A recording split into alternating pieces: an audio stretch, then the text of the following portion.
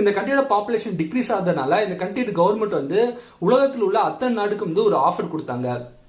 அது என்னன்னு பாத்தீங்கன்னா, இந்த கண்ட்ரில லெக்ராட் அப்படின்னு ஒரு சிட்டி இருக்கு. இந்த சிட்டில நிறைய பழமையான வீடுகள் இருக்குது. ஆனா இந்த சிட்டில பாத்தீங்கன்னா மொத்தமே வந்து 2000 பேர் தான் இருக்காங்க. இதனால இந்த சிட்டில உள்ள ஒவ்வொரு வீடையும் பாத்தீங்கன்னா வெறுமனே ஒரு குணாக்கு நாங்க கொடுக்கறோம் அப்படின்னு இந்த கண்ட்ரி கவர்மெண்ட் வந்து அறிவிச்சிருக்காங்க.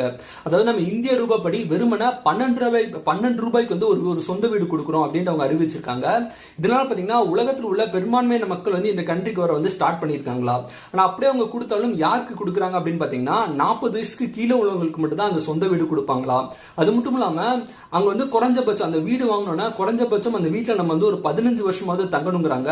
அந்த 15 வருஷத்துல அந்த கண்ட்ரி கவர்மெண்ட் கொடுக்கக்கூடிய வேலைகள் வந்து நம்ம செய்யணும் அப்படிங்கிறாங்க. அதனால பாத்தீங்கன்னா இந்த கண்ட்ரியோட பாப்புலேஷன் வந்து இது மூலமா இன்க்ரீஸ் ஆகும் அப்படிங்கிறது இந்த கண்ட்ரி கவர்மெண்டோட ஒரு நம்பிக்கையா இருக்குது. அப்புறம் பாத்தீங்கன்னா டால்மேஷன், உலகளவுல ஒரு பிரபலமான ஒரு நாய் வகை என்னன்னு பாத்தீங்கன்னா இந்த டால்மேஷன்.